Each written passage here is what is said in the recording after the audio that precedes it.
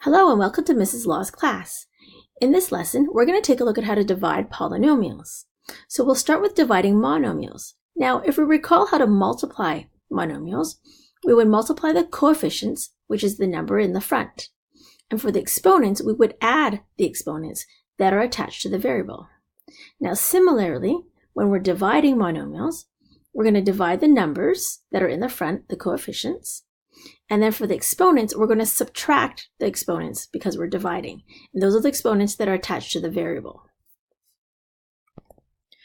So, looking at this first example, we have 6x to the 4 divided by 2.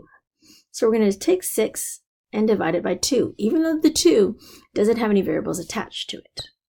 So 6 divided by 2 is 3.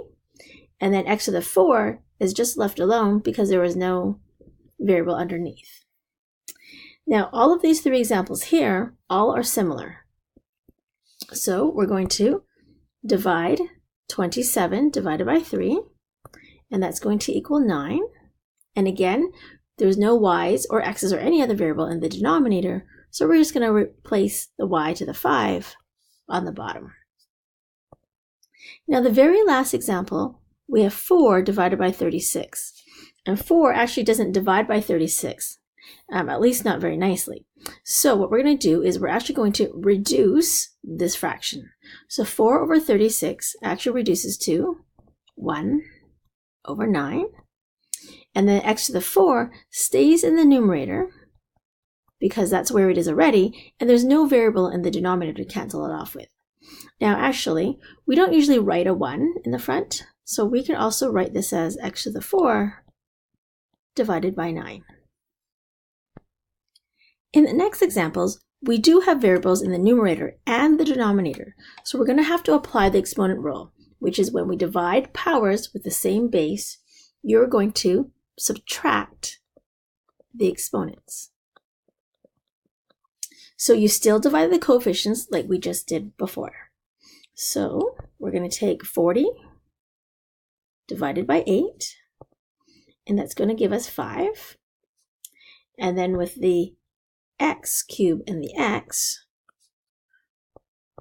we're going to subtract the exponents. So 3 minus the 1, which we can't see here, is going to be 2. So let's try the next one.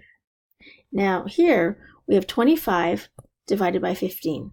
And we know that 15 doesn't go evenly into 25. So what we're going to do is we're going to reduce. So we have 5 in the numerator and 3 in the denominator. Now here we have variables where we have m squared divided by m to the 11.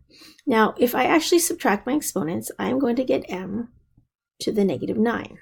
Now we don't want the negative exponent, so we're going to have to move that to the denominator so that we make it positive. So this can also now equal 5 over 3. So the 5 over 3 doesn't change because 5 and 3 don't have any exponents.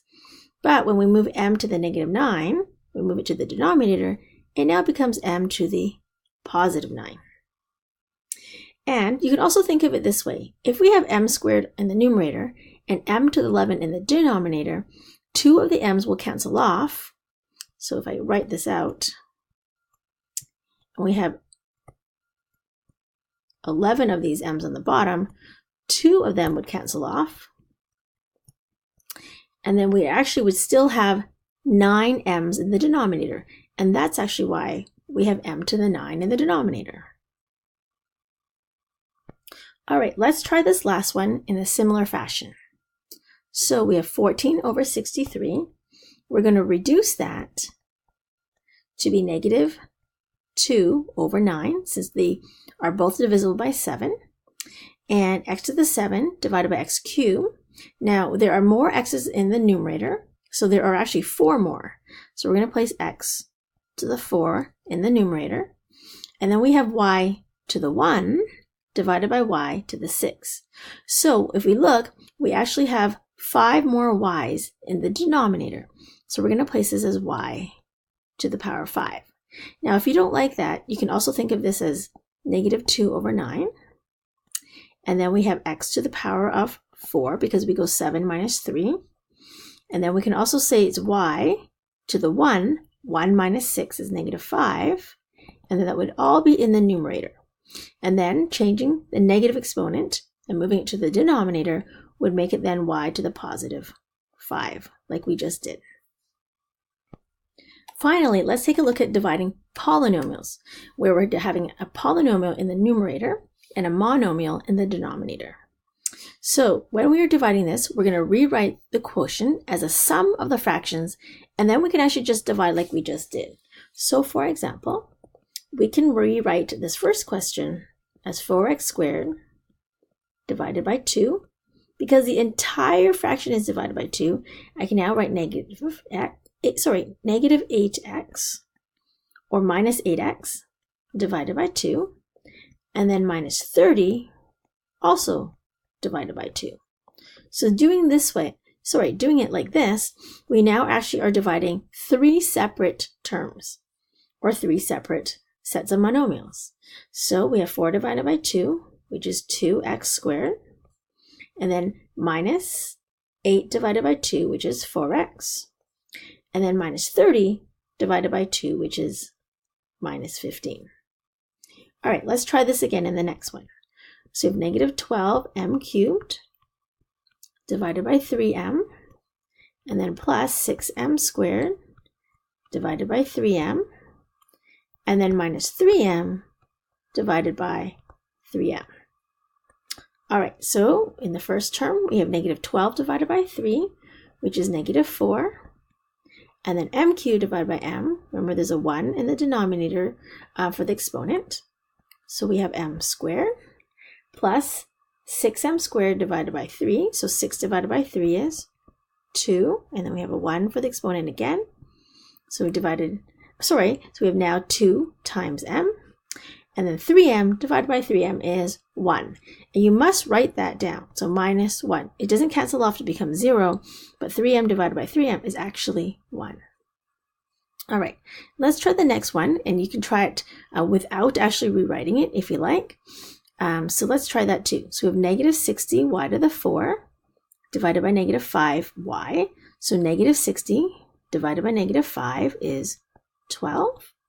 Y to the 4 divided by y will be y cubed. All right, next term, positive 35 divided by negative 5 is negative 7. And there's no x's, so we're going to place the x. And then y cubed divided by y is y squared. And then the very last one, we have negative 5 divided by negative 5 is positive 1. And then y squared divided by y, remember y to the 1, is simply now y. Now you actually don't need the plus 1 here, so we can actually remove it as well. So we're going to put plus and y. So that is how you divide a polynomial by a monomial. Now, one thing that I want you to take note of is how many terms are in the numerator is how many terms there will be in the answer. So for example, notice that all 3 of these questions here have trinomials, or 3 terms in the numerator. So when we divided by the monomial, all of our answers ended up also with 3 terms. Now, if we have a polynomial with 4, 5, or more terms, after we divide by the monomial, it will still have 4, 5, or more terms. The last thing that I want to show you is how to divide using algebra tiles. So here we have a question where it's 4x squared minus 8x divided by 2x. So what we actually start off with this time is to create a rectangle, the 4x squared minus 8x, which we place in a rectangle like this, and we're going to divide it by 2x. Now the reason that we know to set it up, the area part of it like this, is because of our denominator. Our denominator is 2x, so we need to place 2x tiles on the side. And so then we need to create a rectangle, which also is set up so that the width of this rectangle is also 2x. So 2x is on the left side, and our main part, which is this part over here, is our 4x squared minus 8x, the area of the rectangle. So when we divide, what we're looking for is the other side, or the length. So we can see that just from looking at the tiles, the tile up here has to be a rectangle, or an x tile, and another X tile. And then over here, we have to have single little ones to match up for the size. And then what we need to do is now determine if they are positive or negative. So since this square is a positive and our left side is a positive, this will also have to be a positive. And same with this other X tile. Now the ones on the top, we can see that in the area below, these are negative, but the X tile on the left that we're dividing is actually a positive. So a negative divided by positive means that all of these little units are actually -1. So our answer here is at the top line, and we can see that we have 2 X tiles, and then we also have 4 units, but these 4 units are negative. So we have 2x and -4. So that's how we divide using algebra tiles.